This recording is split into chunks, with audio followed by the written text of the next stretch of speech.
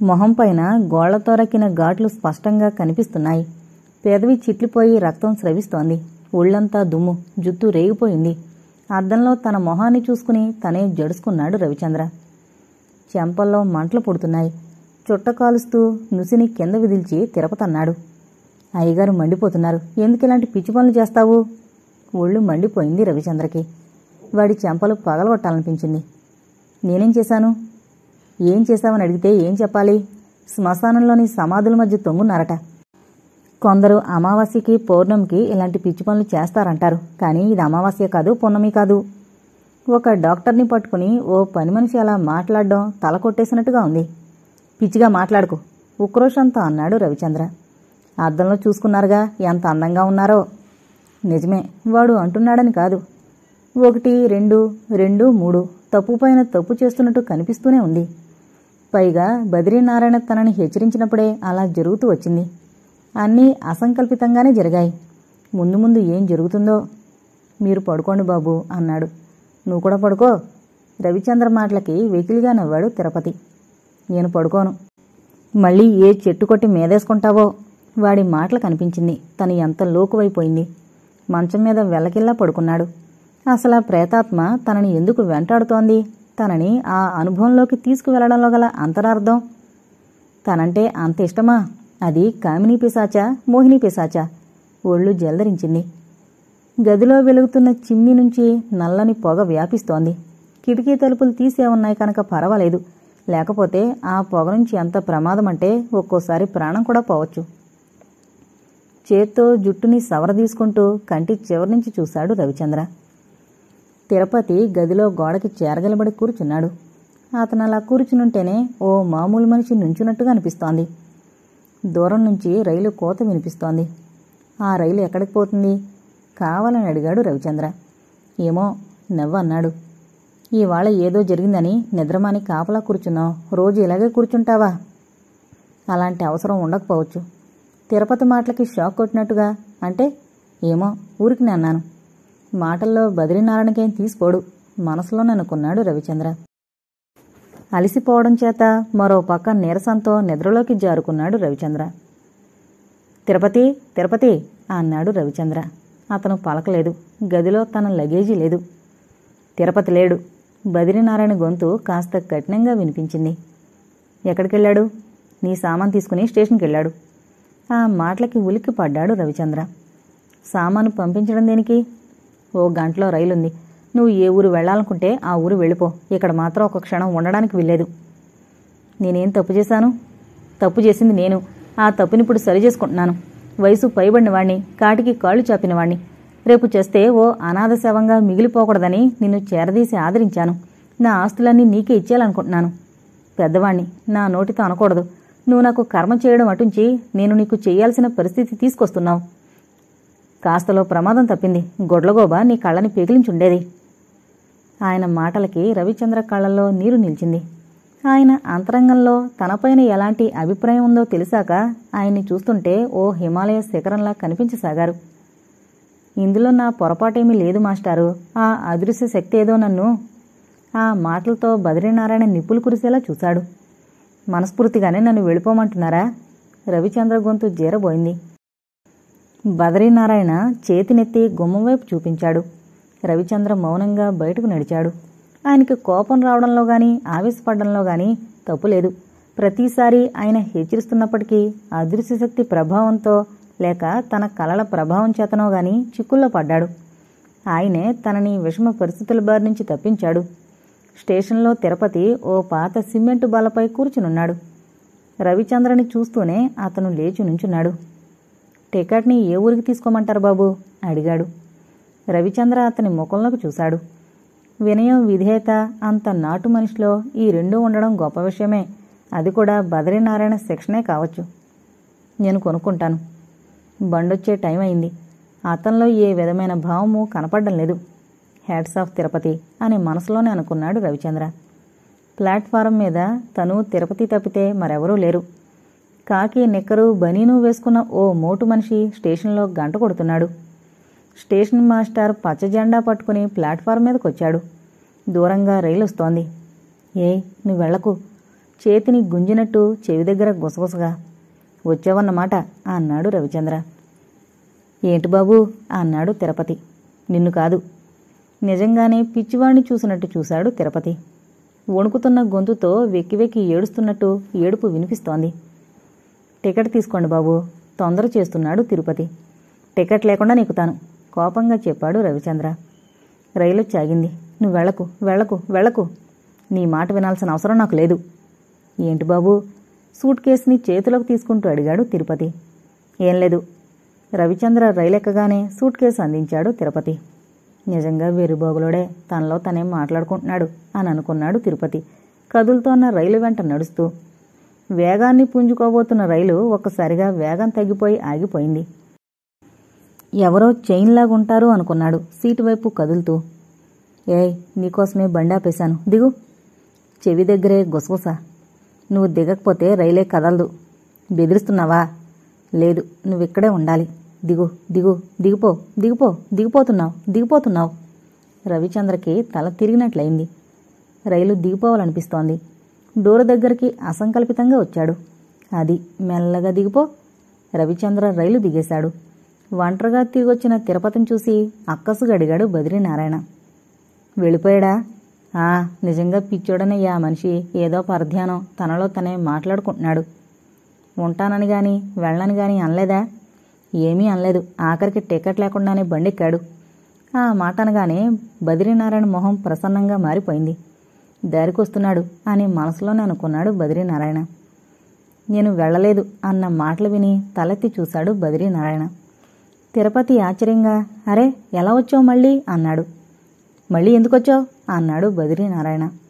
నేను రాలేదు, నన్నెవరో తీసుకొచ్చారు చెప్పాడు రవిచంద్ర. బద్రీనారాయణ అతని మొహంలోకి చూస్తున్నాడు. నేను కూడా వెళ్ళదలుచుకోలేదు. కొరివితో తలగోకడానికి సిద్ధపడుతున్నావు. నిన్ను కాపాడే శక్తి నాకు లేదు హెచ్చరికగా అన్నాడు. ప్రతిసారి ఎవరో వచ్చి కాపాడతారు అనుకోవడం అవివేకం. నా ఆత్మరక్షణ నేనే చూసుకోవాలి. మీరు కాదన్నా నా పట్ల మీకున్న అభిమానం వాత్సల్యం ఎలాంటివో నాకు తెలుసు అంటూ అతను లోపలకు నడుస్తుంటే బద్రీనారాయణ చిరునవ్వుతో గెడ్డాన్ని సవ తీసుకుంటుంటే తిరుపతి ముసిముసిగా నవ్వుకుంటూ లోపలికి వెళ్ళిపోయాడు. రామాలయం మెట్ల దగ్గర ఏనుగు బొమ్మల్ని చూస్తూనే ఆగిపోయాడు రవిచంద్ర. అనిర్వచనీయమైన అనుభూతి. ఏనుగు బొమ్మని ఆత్మీయంగా చేత్తో తడిమి చూశాడు. మేకుతో సన్నగా చుక్కలుగా చెక్కిన పేరు కృష్ణప్రసాద్. ఆ పేరుకేసి కొన్ని క్షణాలు చూస్తూ నిలబడిపోయాడు. గుడి తలుపుల్ని పట్టుకుని గట్టిగా ఊపాడు. తలుపులకున్న చిన్న చిన్న గంటలు మోగుతున్నాయి. ఆ గంటల మోత చెవుల్లో మారుమ్రోగుతోంది. మెల్లగా లోపలకు అడుగు పెట్టాడు. గుడి లోపల నుంచి ప్రహారీ గోడకి పరుగులు తీసినట్టు అనిపిస్తోంది. అవును, ఆ ప్రహారీ మీద నుంచి చెరువు వైపుకి తను ఇంకెవరో దూకేశారు. దాగుడు మూతలు, దొంగాట, ఎన్నో ఆటలు ఆడుకున్నట్టు అనిపిస్తోంది. తనకి అలా అనిపించడానికి కారణమేమిటి? కోదండరాముడికి దండం పెట్టుకుని గంట కొట్టడానికి చెయ్యి పైకెత్తాడు. ఆగో! కంగును మోగిందో కంఠస్వరం. మెరుపు తీగలాంటి అమ్మాయి. చూపుని తిప్పుకోలేకపోయాడు రవిచంద్ర. కళ్ళు మిరిమిట్లు గొలిపే అందం. సన్నగా పొడుగ్గా ఉంది. గుండ్రని ముఖం, చక్రాల్లాంటి కళ్ళు, ఎక్కుపెట్టిన బాణంలాంటి ముక్కు, చిన్న నోరు, దొండపొండుని మజ్జికి చీల్చినట్టు ఎర్రని పెదవులు, తెల్ల ముత్యాల్లా పళ్ళు, పట్టుపరికిని లంగా, పొడుగాటి జడకి బంగారు కుచ్చులు, తలలో నాగరం, మెడలో కాసుల పేరు, నాజూకైన పాదాలు. జడని చేతిలోకి తీసుకుని జడకుచ్చుల్ని గిరగిరా తిప్పుతూ కళ్లను సగం మూసి, ఏంటా చూపు, ఆడపిల్లని ఇప్పుడు చూడలేదా? ఆ మాటల్లో అహంభావం. నువ్వు ఆగు అంటే ఆగి చూస్తున్నాను, కానీ నీలాంటి ఆడవాళ్ళని చాలామందిని చూశాను అన్నాడు. ఆమె చేతి వేలుతో ముక్కును రుద్దుకుని, నన్ను నువ్వు అని పిలుస్తావా? నీకెన్ని గుండెలు? నాకుంది ఒకటే గుండె. ఆగు అని నువ్వు నన్నన్నప్పుడు నేను నిన్ను నువ్వు అనడంలో తప్పులేదు. అది మనలో ఉన్న అహానికి తార్కాణం. ఎంతకీ నువ్వు నన్నెందుకు ఆగమన్నావు? నీకు నాతో పనేమన్నా ఉందా? నీతో నాకు పనేంటి? ముందు గంట నేను కొట్టాలి అంది. ఇదే దేవుడి గుడి. నువ్వు గంట కొట్టే వరకు ఆగాల్సిన పని నాకు లేదు అంటూ గంట కొట్టాడు. ఆమె రోషంతో చూసింది. ఎంత ధైర్యం? నేను కొట్టకుండా నువ్వు కొడతావా? కావాలంటే ఇంటి దగ్గర నుంచి సొంత గంట తెచ్చుకుని వాయించుకో, లేకపోతే ఇష్టం వచ్చినంతసేపు కొట్టుకో. పూజారి గారు అరిచింది. పూజారి పరిగెత్తుకొచ్చాడు. ఎవరితను? పూజారి రవిచంద్రని యగాదిగా చూసి, నేనెప్పుడూ చూడలేదమ్మా అన్నాడు. మీరెందుకు చెప్పలేదు? గంట నేను కొట్టకుండా ఇతను కొట్టాడు. ఎక్కడలేని రోషం, కోపం ఆ కళ్ళలో. పూజారి చిన్నగా నవ్వి, ఉదయం నుంచి భక్తులు వస్తూనే ఉన్నారమ్మా. ఇప్పటికి చాలామంది గంట కొట్టి వెళ్లారు. కొట్టడానికి ఇంకా వెనక ముందు ఏముందిలే అని చెప్పలేదు అన్నాడు పూజారి. విన్నావుగా, ఇప్పుడు నీ ఇష్టం వచ్చినంతసేపు కొట్టుకో గంట అన్నాడు రవిచంద్ర. ఆమె కళ్ళు ఎరుపుగా మారాయి. రాస్కెల్ అంటూ అతని చెంపపైన ఈడ్చి కొట్టడానికి చేతిని గాల్లోకి విసిరింది. అంతకంటే మెరుపు వేగంతో ఆమె చేతిని ఒడిసి పట్టుకున్నాడు రవిచంద్ర. అతని పిడికిలి బీసుకుంటుంటే ఆమె విలవిల్లాడిపోతూ విడిపించుకోవడానికి ప్రయత్నించసాగింది. పూజారి కంగారుగా, బాబూ, నువ్వెవరో నాకు తెలీదు. ఆ అమ్మాయి గారిని విడిచిపెట్టు. జమీందారుని గారికి, దివాన్ గారికి తెలిస్తే కొంప మునిగిపోతుంది ప్రాధేయపడుతున్నాడు. ఆడదానికి అంత పొగరైతే మగాణ్ణి నాకెంత పౌరుషం ఉండాలి పూజారి గారు? జమీందారుని గారి అబ్బాయి దిగొచ్చినా నాకు భయం లేదు అని అంటుండగానే, అమ్మ నా కొడక, నువ్వింకా ఈ ఊళ్ళోనే ఉన్నావన్నమాట. ఆడది కనబడితే చాలు. కంటి చివరి నుంచి చూశాడు రవిచంద్ర. మీసాల రాయుడు, చంద్రిక మొగుడు, తనని రైల్లో కొట్టి బయటపడేసినవాడు. అంతే. రవిచంద్ర దండకండ్రం బిగుసుకుంది. ఆమె చేతిని విడిచిపెట్టి పిడికిలి బిగించి మీసాలరాయుడు మొహం పైన పిడీలుమని కొట్టాడు. అమ్మో అని అరుస్తూ ఎగిరి అవతల పడ్డాడు మీసాలరాయుడు. రవిచంద్ర ఓ కంగలో వాడి దగ్గరకు దూకాడు. అతని మీసాల్ని పట్టుకుని పైకి లేపుతుంటే చౌకేక పెట్టాడు మీసాలరాయుడు. ఒరే మీసాలోడా, నన్ను ఒక్క దెబ్బ కొడితే తిరిగి 10 దెబ్బలు కొట్టడం నా స్టైలు అంటూ 2 ముష్టిఘాతాలిచ్చాడు. మీసాలరాయుడు మెట్ల మీద నుంచి దొర్లిపోతుంటే గుండెల మీద చేతులు వేసుకుని నోరెళ్లబెట్టి నిల్చుందామె. గొడవ చూసి ఆమె అంగరక్షకులిద్దరు పరిగెత్తుకొచ్చారు. వేసేయమంటారమ్మా అడిగాడు. ఆమె తల అడ్డంగా ఊపింది. ఆమె కేసి ఓసారి చూసి పెద్ద పెద్ద అంగలేసుకుంటూ అతను వెళ్ళిపోతుంటే ఆమె పెదవులు అందంగా విచ్చుకున్నాయి. ఈ మగాడెవరో తెలుసుకోండి అంది. వీరాస్వామి ఇంట్లో ఉత్తర దిక్కుగా ఉన్న గదిని డిస్పెన్సరీ కోసం పేషెంట్లు కూర్చోవడానికి ముందు వరండాని ఇచ్చాడు. కావలసిన ఫర్నిచర్ని బద్రీనారాయణ, వీరాస్వామి ఏర్పాటు చేశారు. రవిచంద్ర రాసిచ్చిన మందుల్ని పట్నం నుంచి తెప్పించాడు బద్రీనారాయణ. డిస్పెన్సరీని హంగు, ఆర్బాటం లేకుండా చాలా సింపుల్గా ప్రారంభించాడు రవిచంద్ర. బద్రీనారాయణ ఆహ్వానం పైన గోవిందప్ప, రంగనాథం, చెన్నయ్య వచ్చారు. ముందుగా మీలో ఎవరో ఒకరు నాతో వైద్యం చేయించుకోవాలి అన్నాడు డాక్టర్ రవిచంద్ర చిన్నగా నవ్వుతూ. ఇంకెవరో దేనికి? రచ్చబండకి అలంకారం కదా. ఆ గోవిందప్పకి సూదిపడు అన్నాడు చెన్నయ్య. ఎంతసేపు ఈ చెన్నిగాడు నా పైన పడి ఏడుస్తున్నాడు. పెద్దవాణ్ణి సూదితో పడవడం మర్యాద కాదనుకుంటాను అన్నాడు గోవిందప్ప. ఇంజెక్షన్ చేయించుకోవడానికి పెద్ద చిన్న తారతమ్యం ఉండదు గోవిందప్ప గారు. అవసరాన్ని బట్టి ఎవరికైనా చేయించాల్సిందే. పోనీ కాస్త బలానికిస్తాను. ఇంకా బలం దేనికి బాబు? ఊరికి సరిపడా ఉన్నాడు. కాస్త ఒళ్ళు తగ్గడానికి ఇవ్వు. చెన్నై మాటలకు అందరూ నవ్వారు.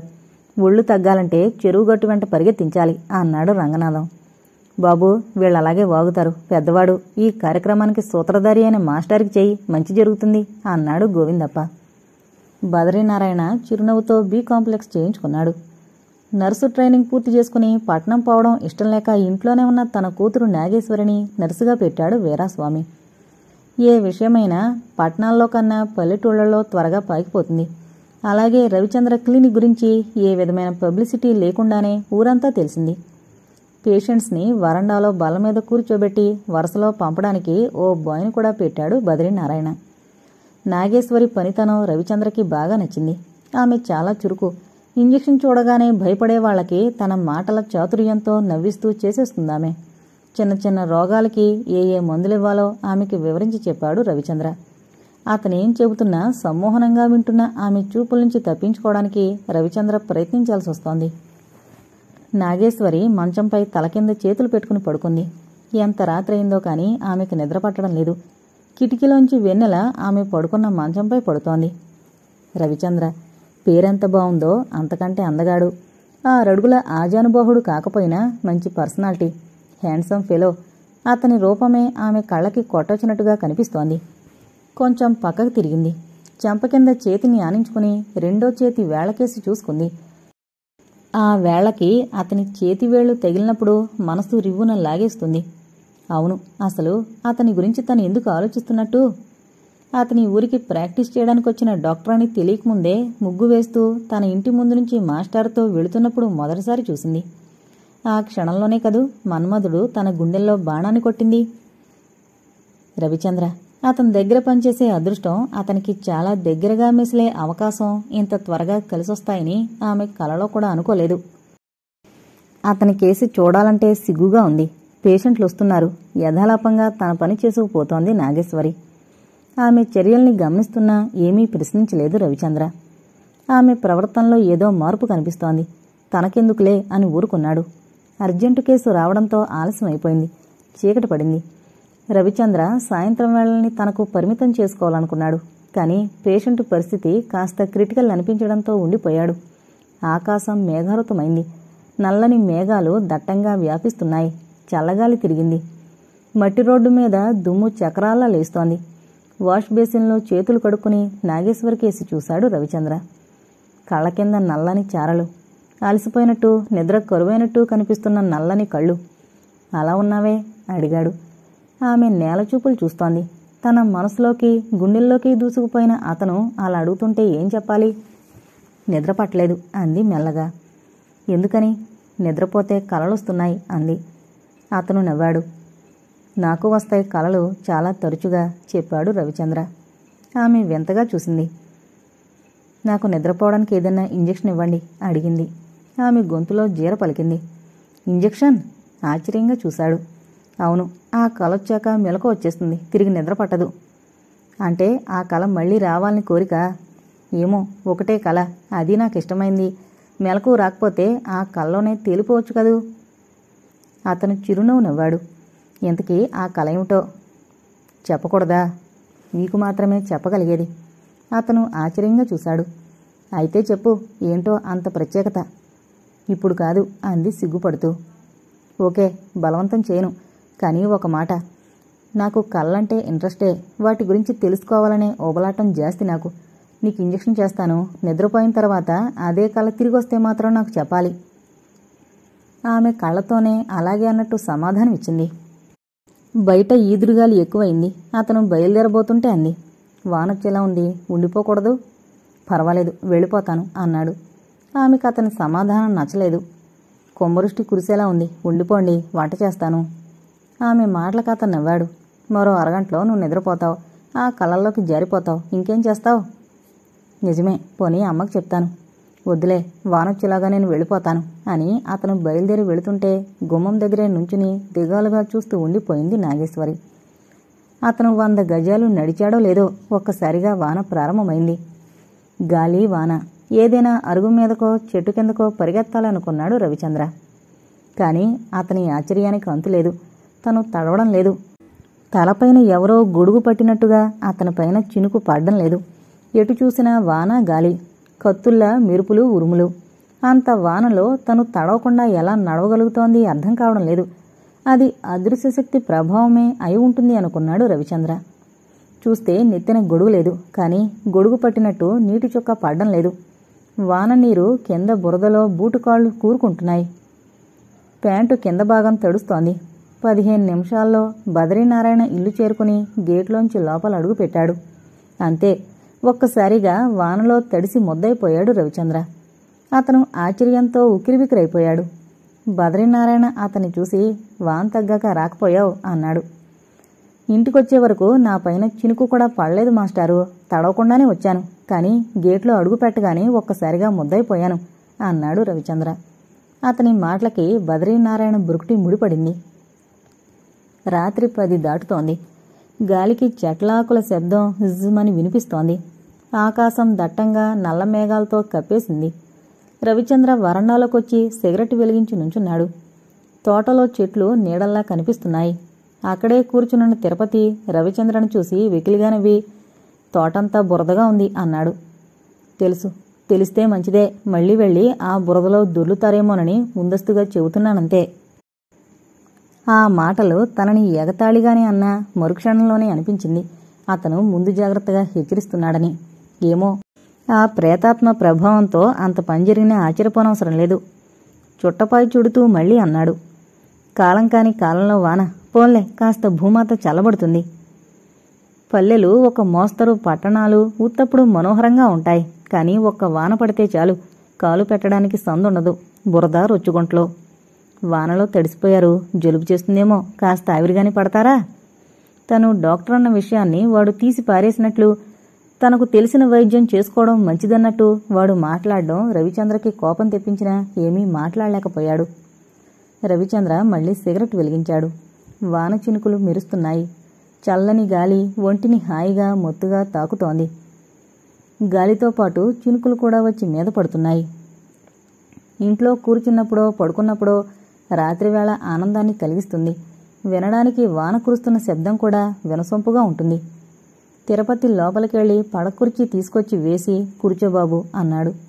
రవిచంద్ర అందులో కూర్చున్నాడు.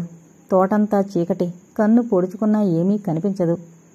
ఇంటి కప్పులోంచి కిందకు పడుతూ వాననీళ్ల చప్పుడు, ఆకాశంలో మెరుపు, వెనకే చెవి దగ్గర పులి నోరు పెట్టి గాండ్రించినట్టు ఉరిమింది. తిరుపతి చుట్ట వెలిగించాడు. రవిచంద్ర ముక్కుపొట్టాలకి చుట్టవాసన ఘాటుగా తగులుతోంది. వద్దని చెప్పలేడు. తను సిగరెట్లు కాలుస్తాడు. ఎవరి అలవాటు వారిది. తల దిమ్ముగా ఉంది. తిరుపతి చెప్పినట్లు ఆవిరి పడితే మంచిదే, కాని ఓపిక లేదు. చేత్తో కణతల్ని నొక్కుకున్నాడు. అంత దూరం నుంచి తనని తడవకుండా తీసుకొచ్చి ఇంటికి చేరేసరికి వానలో ముంచెత్తడం అతనికి చాలా వింతగా ఉంది. ప్రేతాత్మ చిలిపితనానికి అది నిదర్శనం కాబోలు. తను అసలు తడవకుండా ఇంట్లో అడుగుపెట్టుంటే తన మాటల్లో గల నిజాన్ని బద్రీనారాయణ, తిరుపతి కూడా గ్రహించేవారు. ఆ ప్రేతాత్మ వల్ల తనకి అపకారం జరగదని మాత్రం అతనికి ఖచ్చితంగా తెలుసు. ఇప్పుడు తనకి భయం అసల్లేదు. తనని ఆమె అంతగా అంటిపెట్టుకుని తిరగడానికి ఎందుకు ప్రయత్నిస్తుంది అన్నదే అర్థం కావడం లేదు. అసలామె ఎవరు? ఆ ప్రేతాత్మ ఎవరిదో తెలిస్తే బాగుండును. కాని బద్రీనారాయణ ఆ విషయాన్ని చాలా తేలిగ్గా కొట్టిపారేస్తున్నాడు. అలాంటప్పుడు తనకి తెలుసుకునే ఛాన్సు కనిపించడం లేదు. తిరుపతి పిలిచాడు సౌమ్యంగా. ఏంటి బాబో? బొంగురు గొంతు వాన శబ్దంలో కలిసి వికృతంగా వినిపించింది. సరిగ్గా అప్పుడే ఫెళఫెళార్భాటాలతో ఓ ఉరుము గుండె గుబిల్లుమనేలా ఉరిమింది. వాన జోరు కూడా పెరిగింది.